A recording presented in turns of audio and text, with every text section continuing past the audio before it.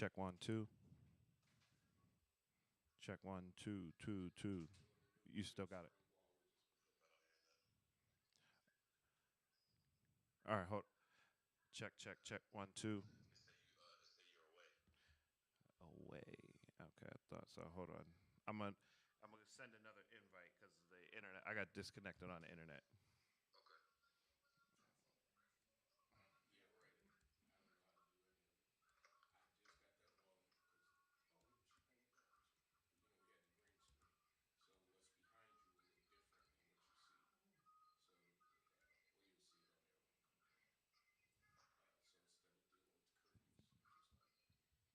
All right, let me know when you get the new.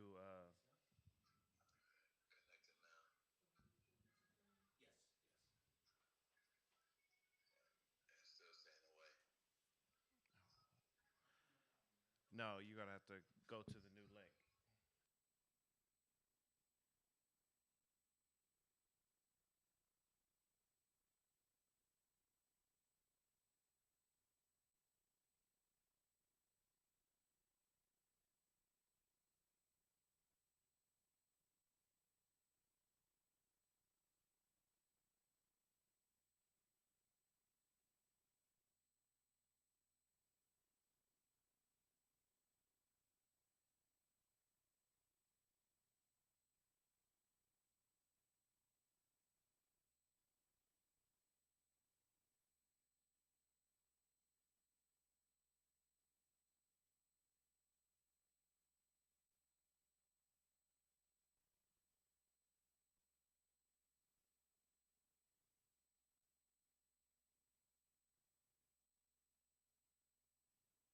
Check one, two, two, two, two.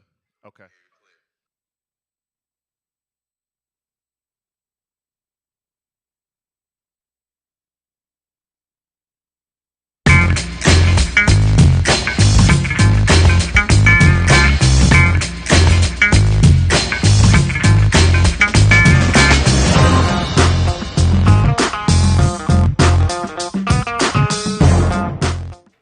It's a beautiful day. It's a snowy day in the neighborhood. A snowy day in the neighborhood.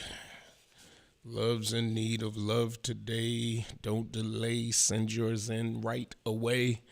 Welcome to the people who stood by on social media. Welcome, Jen, Janet, Marie, April, Amber. There's a lot of you on here today.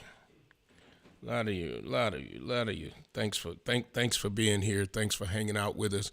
Got a full show. I'm gonna tell you at the top of the hour.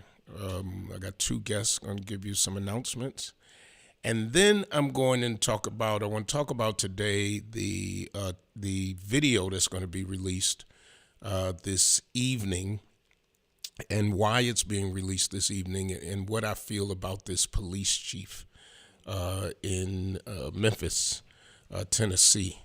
When I want to tell you about what I feel, I'm gonna go blind. This light, I can't see around.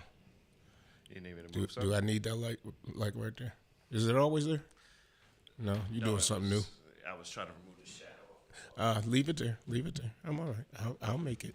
I'm more patient in my in the last 2 days. I mean, I can move it right here. Yeah, if you want to, if you'd like to. Now, if it's going to if it's going to take anything away, if it's going to put a shadow on our new green wall or anything like that, Mark, yeah, it's much better, because I was staring right into it. Thank you. Yeah. Yeah. So I'm going to tell you about what I think about this police chief. I'm going to tell you what I know. Not what I think, what I know about why this I'm dating myself, why this video is being released in the afternoon instead of the morning, and why it is purposely being released on Friday. And somewhere I'm going to jumble all this together, so you being able to hear from me of why, if you haven't heard, why I'm not seeking another term on the Buffalo Common Council. And it's all good stuff. Trust me. So I'm going to deal with that today. So that's why I say I've got a full show for you. Let me get right to my first guest. She was at Common Council recently. And if you will tell I know your name because I've known you, your family for a very long time. I don't even know how long, but if you tell them your name and what you're here for today. My name is Marilyn Nixon. Bring her mic up a little bit. Okay. And I have an ostomy. An ostomy is a surgically made opening on one of your three organs, being the large intestine, the small intestine, or the kidneys. And when you have this type of surgery, it's due to some form of cancer, Crohn's disease, irritable bowel movements, or irreversible or undiagnosed. I'm going to pause you 1 minute. This is the station coming through. There's no weapon. I want to make sure that they're not bleeding through because I hear it. Okay, so I'm wondering where we're getting this frequency coming through. I'm sorry, I could hear a gospel song in my other ear. So it is when you have. I'm sorry. To when you interrupt. have some form of cancer, Mm-hmm. Our irritable bowel disease. I had undiagnosed bleeding, which was not cancer, but something was happening with my large intestine, and they had to remove my large intestine, and they took most of it out, so I had to wear a stoma bag. Mm-hmm. A lot of people have stigmas against these stoma bags because they believe they stink, and people have odors and so forth, but it's just education. We have to educate people, and this is why we started a support group at Elam Christian Fellowship. We meet once a month for 1 hour, and we just get together and we talk about issues pertaining to stomas. It's really good because we have no outpatient clinics here in the city of Buffalo. Yeah, when you came to the council and you talked about that we had no outpatient clinic, that amazed me. So when someone has to, when they have an issue with a stoma or anything else, they have to go to Rochester? Right, unless if it's a mild issue, you have to go to Rochester. If it's something serious, the hospitals will take you in to their emergency clinic. But after that, there is no place for you to go. Wow. And is there are we okay? Is there a high percentage of people here, or a lot of people here, maybe I should say it like that have stoma? Because I'm not going to say this issue. I want you to give me the right terminology to use, but who have stoma, is that the way you would say Ostomies. it? Who have ostomies. Right. Okay. There's a large number. Unfortunately, I can't get the accurate numbers due to privacy laws, but what I'm trying to do is narrow down to the school age, because in Kentucky, there was a 10-year-old boy a couple years ago. He committed suicide. He was born with problems with his rectum, and so he had worn a bag all his life. Yeah. But because he was bullied and so forth. Wow, and that's horrible. But go ahead. Yes. Yeah. And it's the same way with people here. People are stigmatized. Now, I've had mine for about 1.5 years, and I found there was nowhere to go, no one to talk to. And I'm seeking people to talk to because I want to know, what can I do? And so this is why, we formed this ostomy group in Buffalo. And have people been coming to the group yet? Or are you just starting it We've now? had 2 meetings, and Wow. it was pretty nice, but I'm trying to get more people to come. Yeah. In fact, in my church, there were 3 ladies that I know that had them, but they didn't really want to talk about it, yeah, Right. yeah. And so one, I found out she had a VNA nurse, and that's how I got her to start talking with me. But people, they don't want to talk about it because they're ashamed of it. Yeah. And this is a procedure that saves your life. Yeah. Yep. And I've had family members who had it, and you never know if you're going to have it. And I'm sure that mentally in the beginning, it can be somewhat taxing. It can. It can be very depressing. And if you don't have the right support group, and you're around people that say, oh, wow, I don't know if I can live, it can cause you to want to commit suicide. Yeah. And so I've had some people that said a few things to me, and I said, I said, I'm not going out like that. And you're full of medication. I was full of medication. I didn't know what was going on. But after that, that's when I said, okay, I've got to have some support for this. Yeah. And so give us how people can get involved. Okay, Elam Christian Fellowship, we meet the second Tuesday of every month from 5:30 to 6:30, just an hour long. And for our next one, which is February 14th, we're going to have a few door prizes. Remember this door prize, some food vouchers. So we're doing a lot of things to get the people in. And we're also going to have a couple speakers. One is going to be on grief and loss. A lot of people don't realize that when you've lost part of your body, you're grieving about that. Wow, I never thought about that. Yeah. And that's what one of the nurses told me. I was just crying, and she said, you lost something, and I never associated it. Wow. And so, and this is something that I've had all my life, and so we want people to realize you go through this, and you have to move on just a little by little. But what I started doing, I just started praying. Yeah. I started praying and everything because I didn't know what else to do. Yeah. Second Tuesday, Elam Christian Fellowship. Do they have to call or pre-register? No, just come right over. Just show up. Give me the time again. 5:30 to 6:30. 5:30 to 6:30. Door prizes, food vouchers, and just conversation, and take the stigma off of it, and know that you can live with it. Matter of fact, you are living because of it. Thank you so much for being with And me. this, I have this here for you. This is Okay. a book that I wrote. Okay. It's called For Such a Time as This. And when I was in that one on the bottom is a poetry book. But Okay. that one right there, when I was in the hospital, I was hallucinating a lot because of the medication that I was given. And another thing that we need to do, we need to be proactive with the medication that's given to us, find out what it's doing, how it can harm our bodies and so forth. And so I just believe that when I came out of it, God inspired me to write that book on his healing. Where can people get the book? They can get it from Amazon.com. Go ahead. A short collection. I got two authors in here today, by the way. A short collection of thoughts by Marilyn Nixon. I'm holding up. Three authors. Oh, all right. Let me bring up this a short collection of thoughts by Marilyn Nixon, and God is good all the time. For such a time as this, Marilyn Nixon, Amazon.com. Thank you. I appreciate it.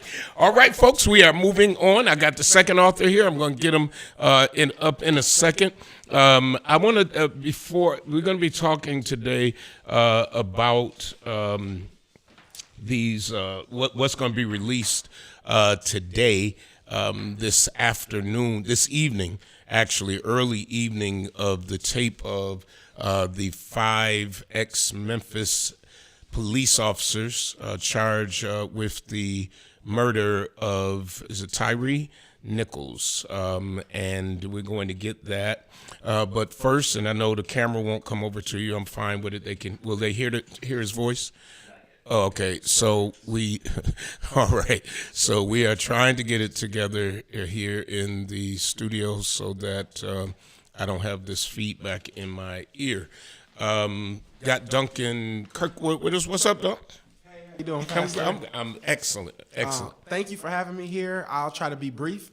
I know you guys got a packed show. Yeah, it's fine. We're having our Unleash Your Greatness conference for 50 black girls in June, and we just opened registration. So last year we took 50 black boys from around Buffalo to Beaver Hollow. It was sponsored by the Independent Health Foundation, and West Her and the city put in some money, and National Grid. Take these 50 black boys, and we did this powerful leadership boot camp. They were doing push-ups and singing cadences. They did vision boards, goal setting. It was like this transformational experience. Yeah. And then we've been doing monthly workshops. Took them to Northland, took them to Rich Products, took them to some colleges. Did you have a veteran there? You a veteran? Yeah, you know how to do cadence. I brought a retired Army captain to come lead the cadence and the workouts and stuff. But now we're doing one for 50 black girls. I mean, this was a powerful program, so much so that it's actually going to be replicated across the state of New York. So some of the different BOCES across New York are looking to replicate this program in different, like out in Sullivan County and Monticello in New York. And so we're doing one in Buffalo for 50 black girls, and June 25th to the 28th,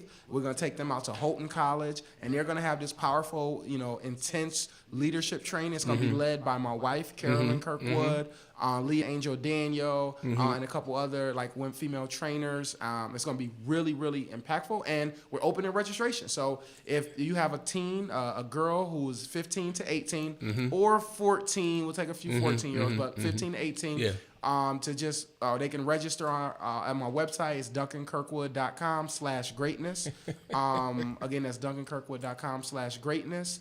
Or they could just text me 308-0506. It's free. Yeah, yeah. So the only thing they got to pay is like $50, and that just covers a T-shirt and the books that we're going to give the young girls. If you don't mind, is it sponsored by somebody? So this one is so far we've got Rich Products has kicked in the money. That's why we opened the registration, because they kicked in enough money that I know we can do it. Wow. Right, and then of course Independent Health is considering re-sponsoring the girls one and the boys one this year. Wow. Because they're really committed to our community as well. Well, big ups to Rich Products. I like to give people the credit, and Independent Health. We encourage you to come back on and help them again. So it's free of charge. It's happening in June but 25th. You need to sign up now. Don't wait until June 15th. Oh, no. I promise you, we got it'll be full. waivers, we got all types of documents. We're going to meet with the parents, go over everything, the whole shebang. So right now we got 20 girls registered. Yep. And, if you have a teen that's interested, you need to have them register immediately, because Kelly Diane with Mona's House, she called me the other day and said Mona's House takes over programs. Yeah. So she said the women that she works with, the young women, they coming to take these spots. Yeah. So if you have a young woman who you think could benefit from this powerful program, please. And these young men did community service this year. Wow. They got mentorship from some local organizations. They got internship opportunity. Rich Products just said, we'll hire a couple of y'all that's of age and interested in working. So it's just an amazing program. Loving it. Again, I'd love to come talk more about it another day, but today we'll dedicate a show to it and talk about it. Yes, sir. All right. Thank you so much. And thank you, Mark. Duncan Kirkwood, the author, the consultant, the speaker across the country, and just saw something. I'm always seeing something with what he's doing. 5 Memphis police officers are charged with murder. Police chief says she's going to, you can sit there, Duncan. I mean, ain't nobody over there.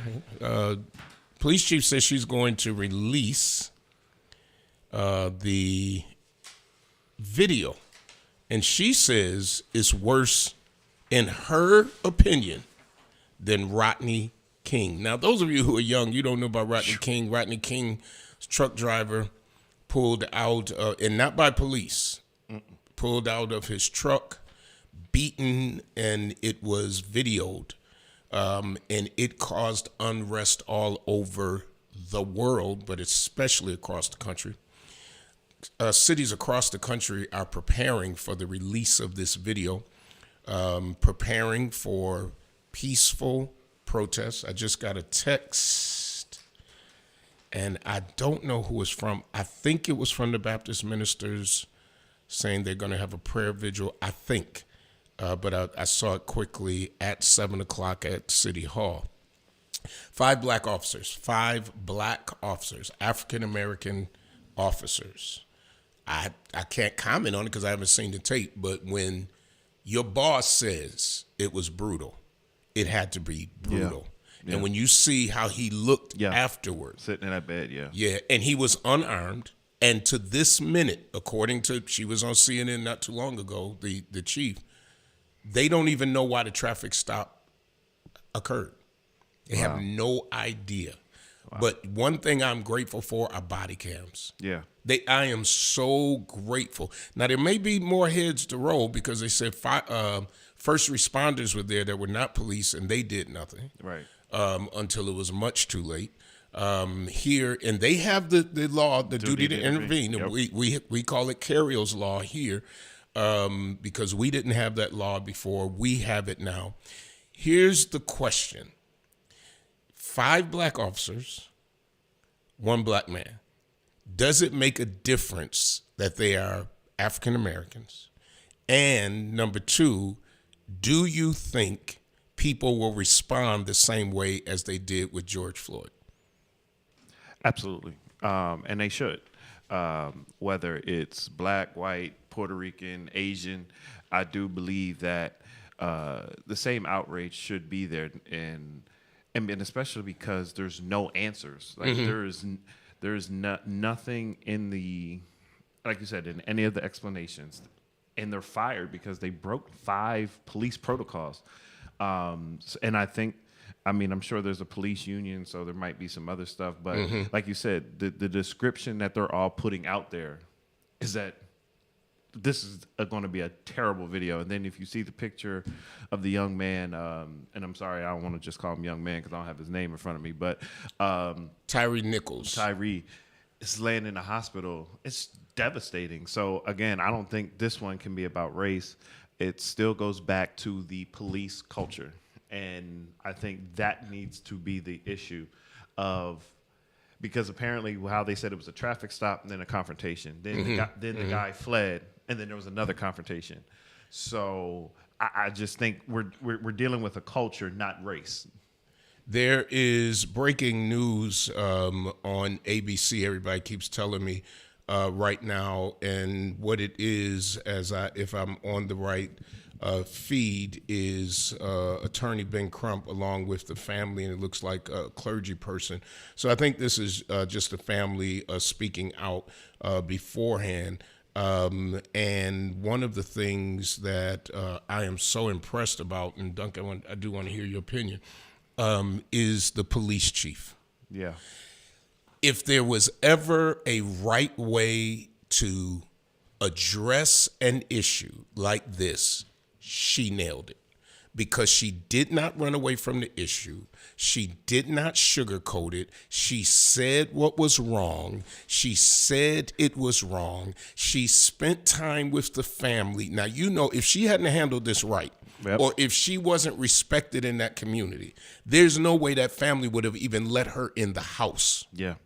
And according to reports, she was crying just like they were.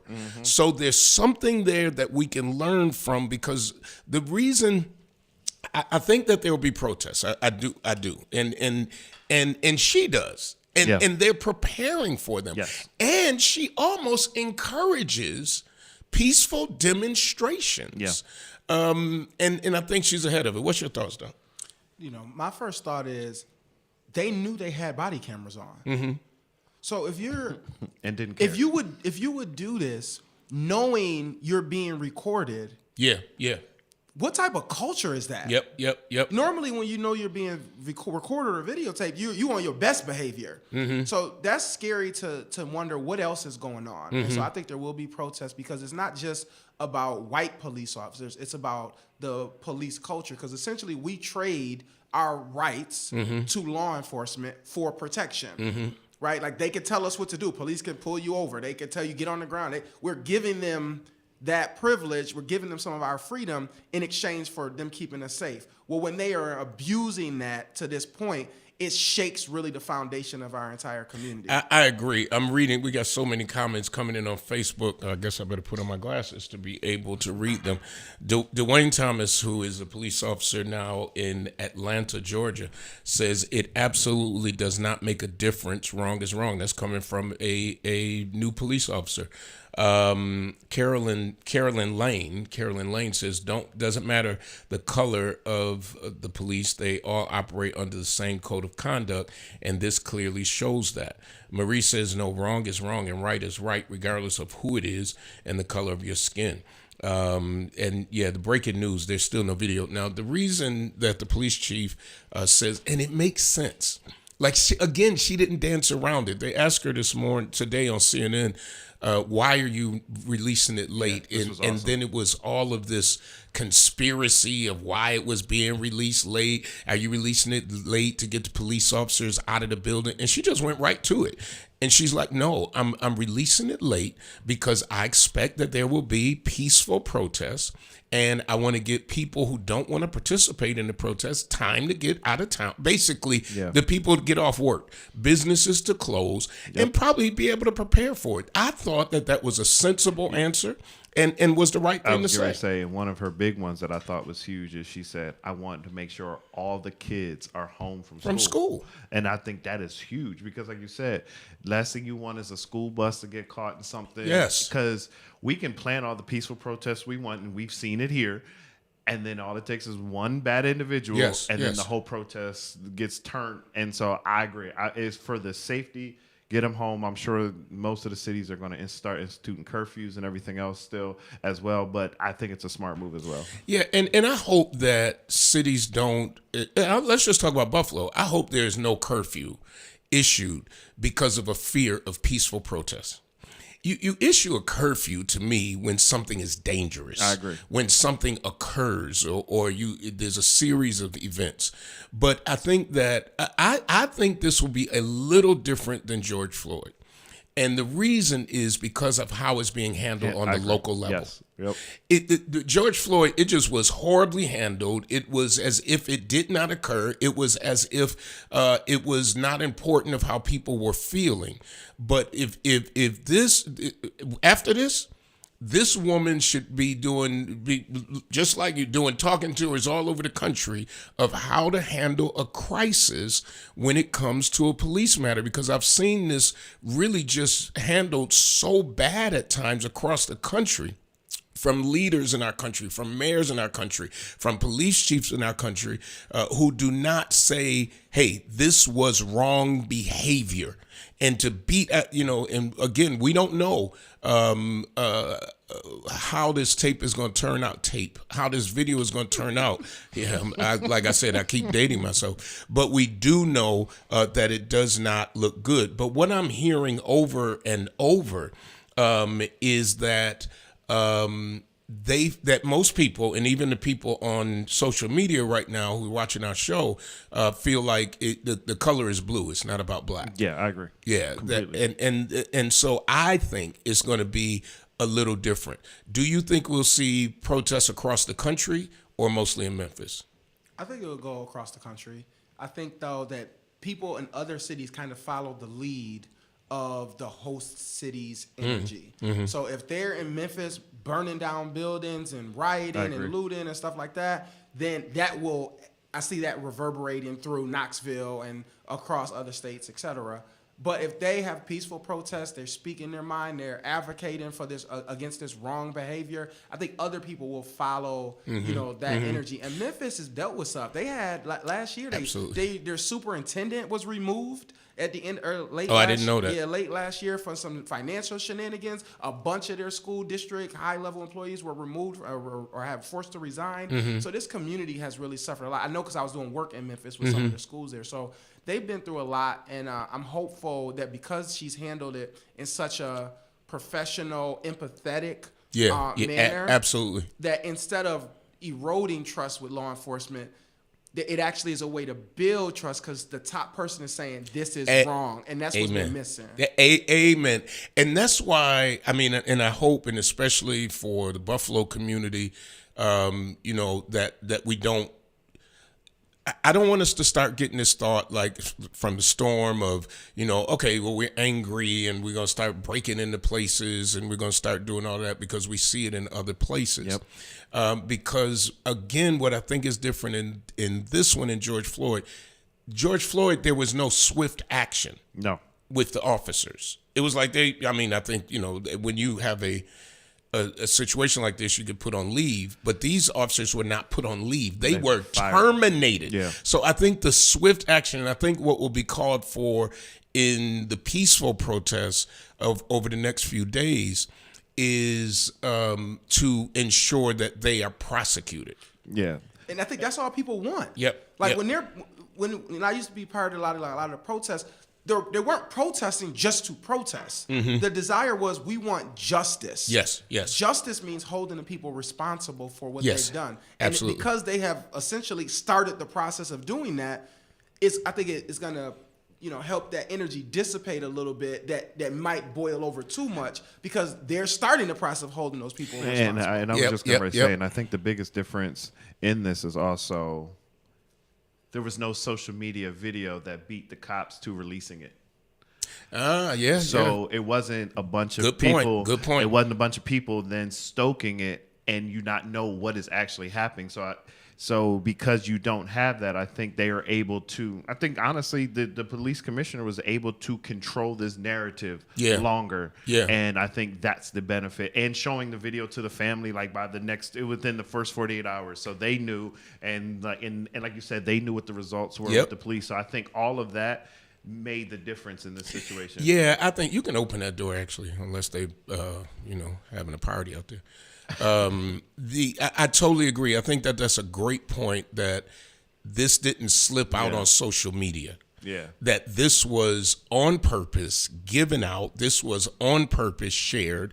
This was right away the firing of the officers, and now they've already been charged even Yeah. before the video. So it's not even a call of we want them charged. They have been charged, and so now it's just what's going to happen after these charges are laid. And I believe there'll probably be more charges. And people are saying on social media, it's sad that somebody could beat somebody like that. I guess I don't even know that level. And I pray to God, I never know that level of anger. But when you have power, this is to me more than anger. Yeah. Because you're the one in power. It's 5 guns on all of your hips, 5 badges on all of your chest. And so it's not about anger. You misused your power. Exactly. And so I don't even think that they were angry. I think it was power. Yeah. And nobody was strong enough to say, stop it. Right. That person would be the hero right now. That person of those 5 would be the hero who would have said, yo, stop, that's enough. But now, because you said nothing, and so I want to say this, where people might not think, and I want you to hear this, that the protests that happened a few years ago, if people say, see, nothing changed, I disagree. Absolutely. Because what did change is now that we have another incident, it is not being overlooked. It is not being pushed down the road. The videos are being released. The people are being held accountable. People have already been charged. So I need people when they say, see, everything's the same. Ain't nothing changed. Well, it did. Even locally, it changed. And I was getting ready to say, and now, honestly, it's our first kind of example of Carrier's Law acting out right in front of us. When that officer said we have that they have it's in their policy. Yeah. So Buffalo, the difference between Buffalo right now and Memphis is Memphis, according to what she said or the way she worded, she said it's in their policy. Yeah. We don't just have it as policy. It's a law. We have it as a law in Buffalo. So, the protests that happened a few years ago changed a lot of things in even Buffalo policing. And to me, it needed to be changed. And even the union didn't fight it. No. The police union did not fight, from what I know. I mean, they never called me and said we up against Carrier's Law or we don't think this should happen. They never fought anything. So you have the unions who understand that there needed to be change. You have people who understood that there needed to be change. And now, and I'm not going to excuse them because they're African American. Right. You wear a badge. You have too much, and the police officers have to understand that they have so much power. And if they abuse that power, they should be treated like everybody else who abuses the power of a gun or even your hands to detain somebody or to beat them. This is a tragedy. Any other thoughts on this before we? Yeah, I would just say Go this should ahead. be held to a higher standard. Yeah, because you've been trained and you have, yeah. You know, the amount of training you receive before you get to start firing a weapon is a lot, And so, again, if we're giving them this elevated status of power, if they're giving them we're giving them this elevated power and status, there's an expectation that they're going to be responsible with it. Absolutely. Right? And so when they violate that community trust, they violate someone's rights, they murder someone allegedly, essentially, right? Then, they should have to face serious consequences. In the military, you don't just get your weapon taken; you get court-martialed. Mm-hmm. You violate the rules, or you harm someone, or like it's serious. I know. Offense, Yes. So, And I know the father, when he spoke originally, he said, "We're not satisfied unless it's murder one." Yeah. So, And I mean, by law, they have to go by the circumstances. and that is his child. And to his mom, I mean, oh my gosh, to his parents, period. But I saw a picture of him holding his child. Yep. And I don't know anything about him. None of us really do right now. But regardless, let me say this: if he was the worst criminal, and this is not who he was, by the way. Nobody, you did not have a reason to beat somebody like that, and it's 5 of you. To me, that's such a coward move. Yeah. And I'll say, what I was concerned about, even especially when I first got elected, and I worked hard on this, is a lot of the attitudes on some of the police officers even here, how they would talk to people, and it's like you eat because of us. Yep. You literally eat because of us, and so I respect good police officers. Absolutely. We need police officers. Now, let me say this. We need police officers, and anybody who feels we could be in the city and we'll get rid of all the police officers, well, God bless you, because that ain't the city I want to live in, and I don't care if I was living in the suburb. I still want somebody, because there's always going to be an element of crime in every area. So if there is a great trust between the police department and people, that's the way to go. The reason there is a police task force right now, what do they call on the council? Now, I didn't start it. Actually, a reporter asked me, why doesn't this committee meet? Well, it wasn't there when I got to the council. Right. It had been inactive for decades. I reinstituted, brought it back, and put a former police officer, Right. Councilmember Rivera, over that, because he understands police lingo, but he's on the other side. Now, Right. I shouldn't say the other side. He's not a police officer now. He's a lawmaker. Right. But he would have a unique perspective. And these are citizens. And, Councilmember Wyatt wants that, or to at least have a committee that's able to deal citizens review. with discipline and that kind of stuff. It has been challenged in court and other areas, so that jury is still out on whether the state law will allow it. So we have so much. I mean, I think that tonight, I don't know. I think tonight is going to be very interesting across the agree. country, and I'm going to watch very closely. I agree. But I think I truly pray for every area. But I got to speak to the area where I'm charged with leadership.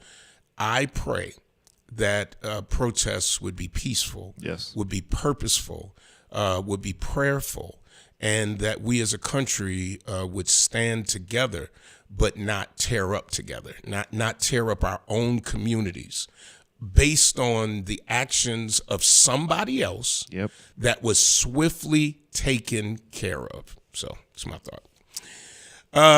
So if you haven't heard, a few days ago, I announced that I will not be seeking another term on the Common Council. Now, I'm still going. A lot of people thought I was leaving like right now. Yes. Yes, they And did. so I did get 3 job offers in the last day. I'll tell you So this: did I. if I was looking for a job, there were some very lucrative and interesting the industries that they came from, and I used the words "I'm looking for my next." So I think everybody thought he's looking for a job right now. Right. And what I meant by that was whatever's next to do in my life. And so I want to give you the honest reason, and I gave it, but obviously news stories get chopped. But I want to thank Claudine Ewing and Deirdre at the Buffalo News because I specifically called them to give them this news. Here's why I'm not running. Every single election I have been in, every campaign, thank God, God has allowed me to win. I've never lost a campaign from school board at large, which was really a big deal, to council. I prayed about every one of them. I had people who came to me for school board and said, we really need you on the school board. I never considered being in public office. Never considered it. It wasn't on my bucket list. And when they asked me, I didn't jump into politics because of them asking me. I got involved because, and I say Al, I'm going to Thompson. Al, I remember we were walking down, he met me at True Bethel 491. We were walking down the street. Maybe Maurice was with us, and they said, we just believed that you could make a difference on the school board. I was a teacher of Spanish at one point, not at this point, for Buffalo Public Schools. So I had been in the classroom, and I really wanted to make a difference in the classroom. I really wanted to make a difference with education. And I got there, and man, we wasn't talking about no education. It was no talk about education at that table. And after a few years, I was like, I'm out. I remember getting on the elevator after one school board meeting and saying, I'm not doing this anymore. I cannot go to work, go to these school board meetings. We would be there at 12 o'clock, 11 o'clock at night. And it was just about adult issues. And I was like, nah, I can't do this. But whenever I felt that overwhelming nudge, I did it. And I remember when I won school board, I was losing at first. The numbers were coming in. It was my first election. The hallway here at True Bethel was full. You would have thought I was running for county executive mayor, how many volunteers we had, because this was the first time a pastor had got into politics. And it was controversial, but not as controversial as when I did council. And this was about my council was discussed yesterday at DC by Councilmember Higgins. So I'm here in the building. The news is all around. Every news outlet is here. They're here for a school board race. And it was probably one of the most talked about school board races in recent history around then.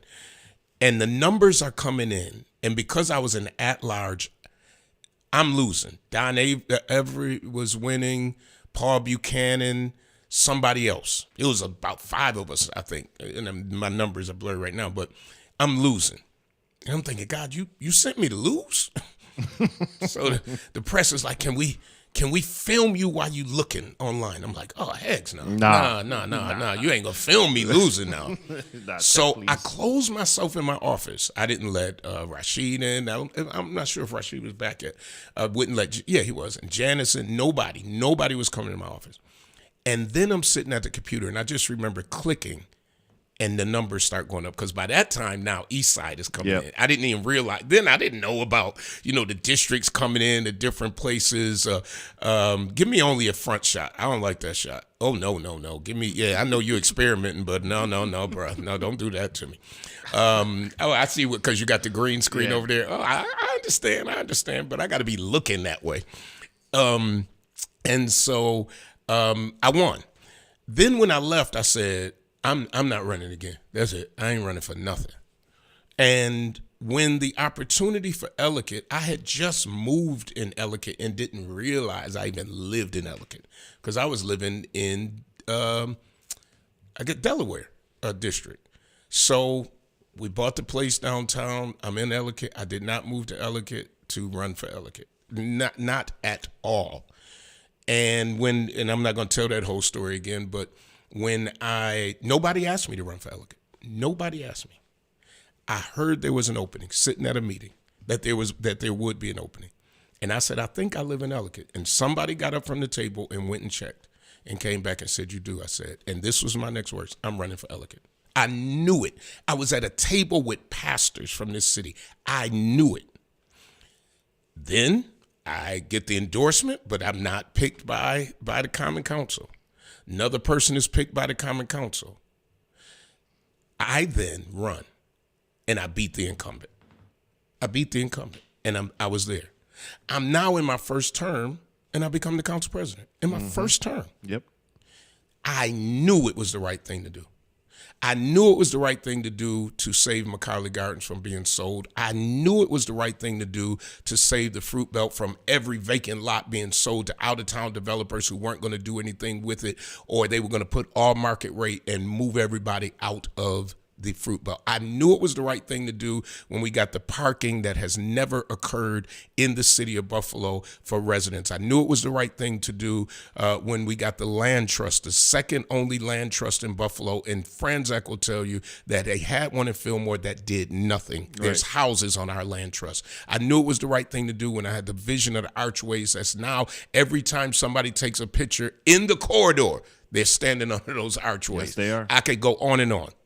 This time when I prayed, and here's the reason, I ain't hear nothing from God.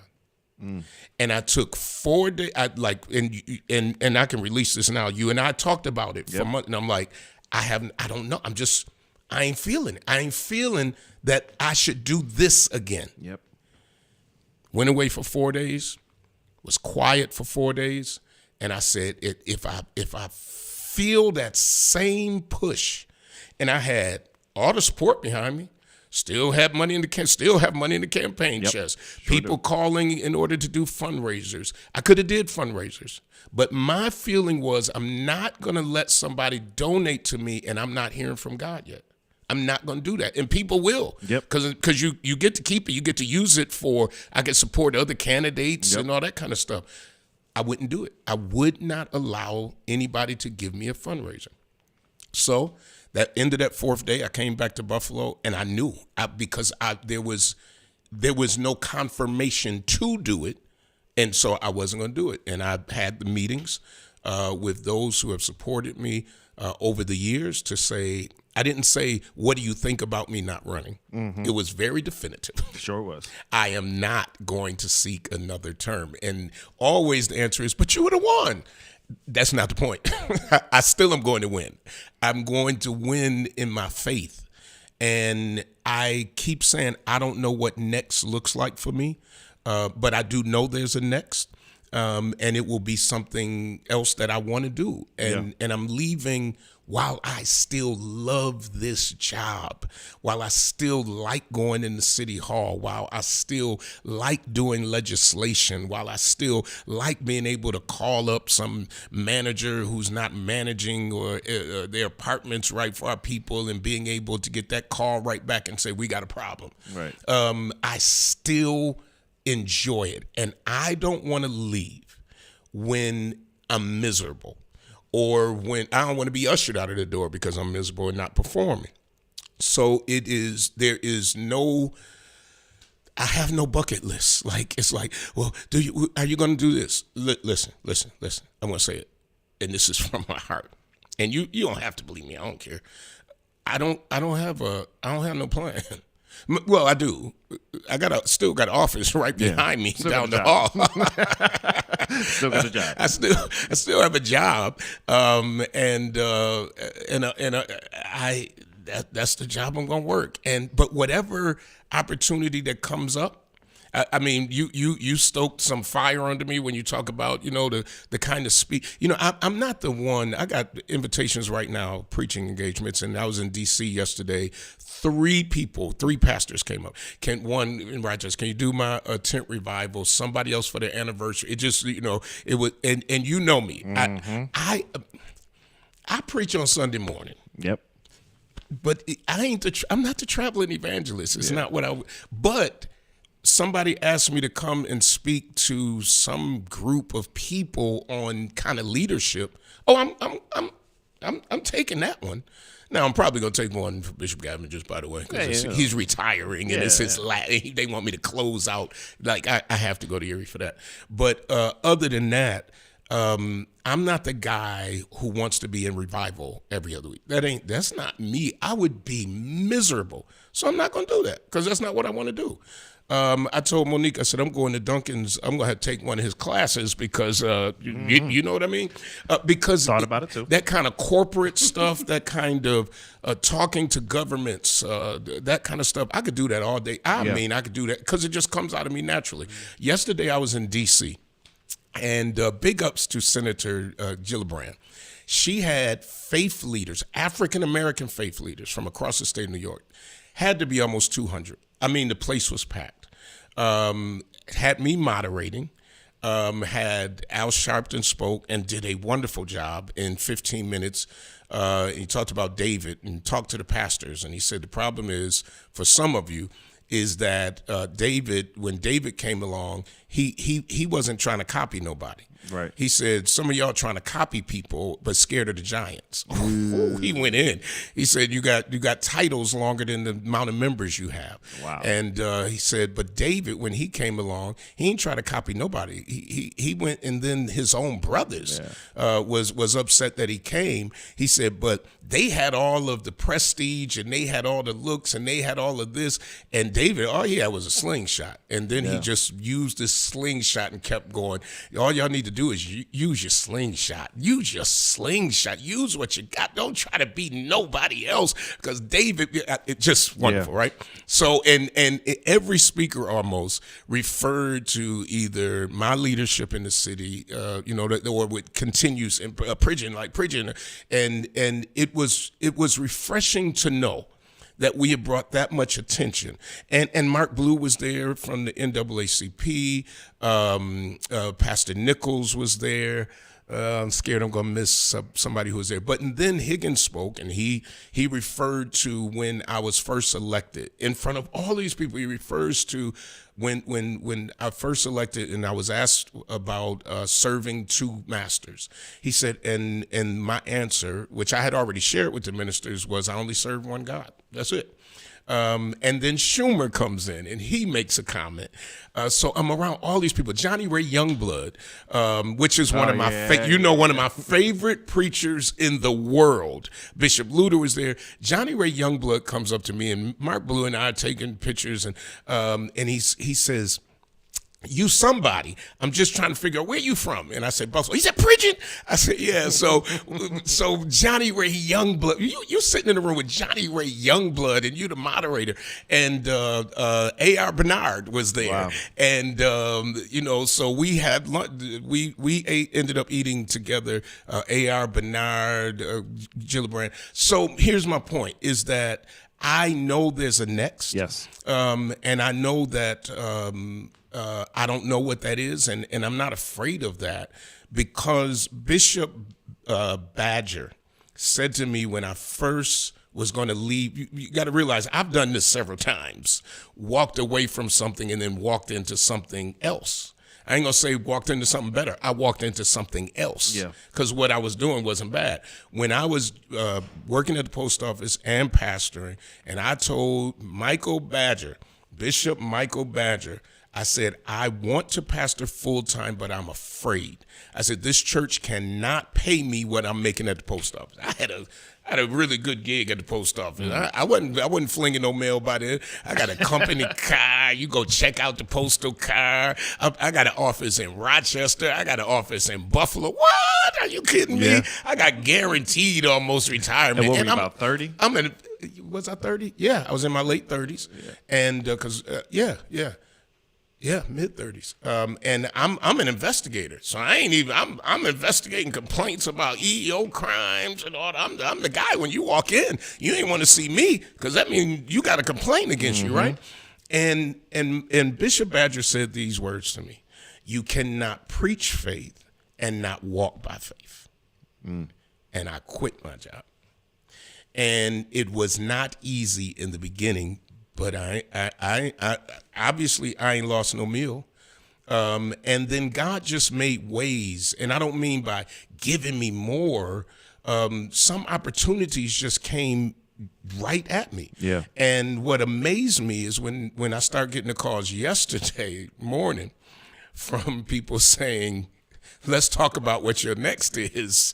It amazed me too, because I'm like, well, I ain't got nothing for 11 months. So let me be clear. I'm not going anywhere tomorrow. I still got almost a year to go through.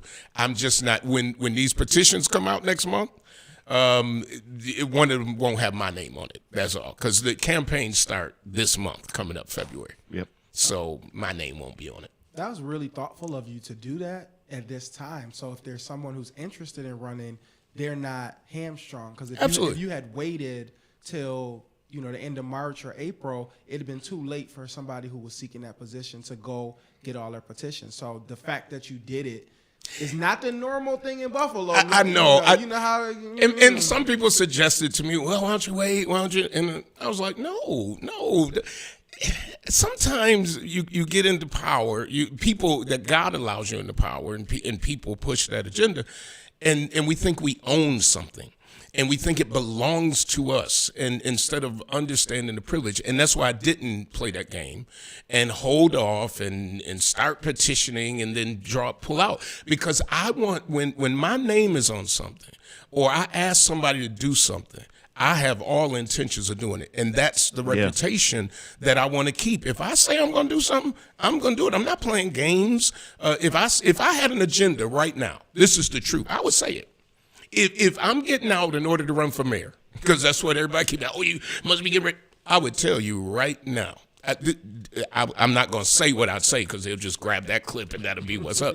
I would say what I was going to do. And this is the truth. First of all, I know what I am going to do. I am going to pastor True Bethel Baptist Church. So let me get that clear. I ain't leaving True Bethel. Before we get a groundswell of young ministers. Right. Thinking he on his way out. No, baby. I am not going anywhere. My intentions are to get this sanctuary up and at least get it halfway paid off. I am not leaving True Bethel. I know that. But other than that, I don't know. Will I? I love the funeral industry. Will I work in the funeral industry? I don't know. I had a media offer. I have no idea, or maybe. So let me say this, because the reporters always ask me, is it because you're tired and you want to spend more time with your family? Number one, let me deal with health. I am very healthy. Matter of fact, I just had some heart things. The doctor was like, we got to put you on a monitor. And then they came back and was like, oh, no, you ain't got no, we don't know what that little blip was. Stress tests, my lungs from all of the tumors I've had. I still had a couple little spots. My doctor said to me the other week, your spots are shrinking, not health. Not, you need to spend more time with your family. All you got to do is go on Facebook. I'm home almost every evening. I don't try to schedule a lot of evening stuff because I got kids. I cook the majority of meals by choice in my house. I pick up one of my kids from school when I can. Nope, I'm home with my kids. Not an absent. I refuse to be an absentee dad and a present pastor. Nope. It is really because of that overwhelming feeling on the inside of me that I did not get the green light from heaven. And when I didn't feel that this was the right thing to do again, I said no.